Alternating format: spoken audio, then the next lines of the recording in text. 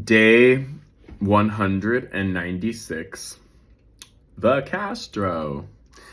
I can't believe I am just now making a video, whatever that is, about the Castro, because I am super proud to be the only person of color who runs a historic tour in the Castro.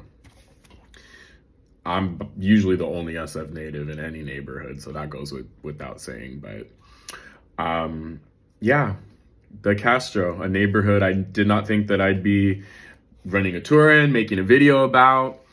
Perhaps the most famous and one of the first neighborhoods in the entire United States, believe it or not. It used to be known as Little Scandinavia because there was a huge Finnish, Norwegian, Swedish, Danish population that lived right in that little hub, which is basically bordered by Market Street, Dubose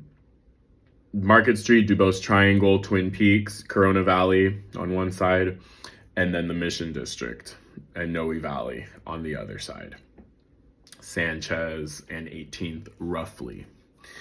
It's a very interesting little pocket, and one of the things historically that put the Castro on the map before it was known as the Castro was that late 1886, 87, there was actually a transit stop, a huge transit stop at what was then known as Eureka Valley. Eureka Valley was another name for Little Scandinavia, what's now known as the Castro.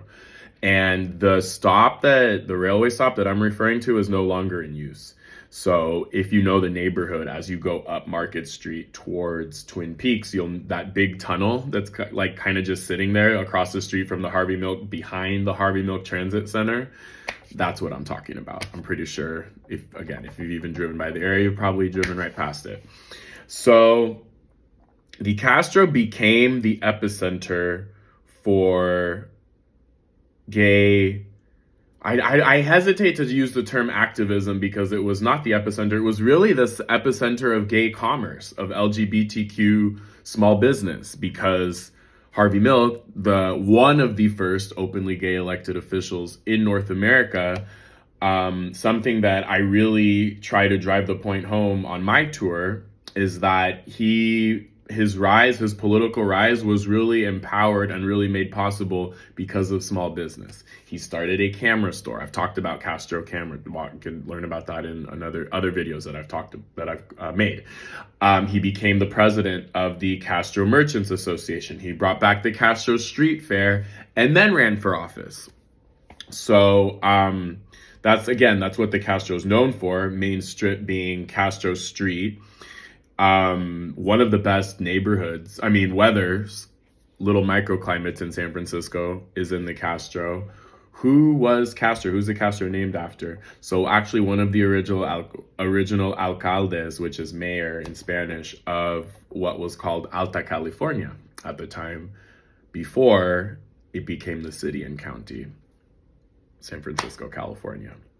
So that is a very, very basic overview of the little neighborhood known as the Castro, the fascinating little neighborhood in San Francisco known as the Castro, also home to the GLBT Historic Museum, which is the first museum that preserves, honors, and memorializes gay, lesbian, transgender, queer American history.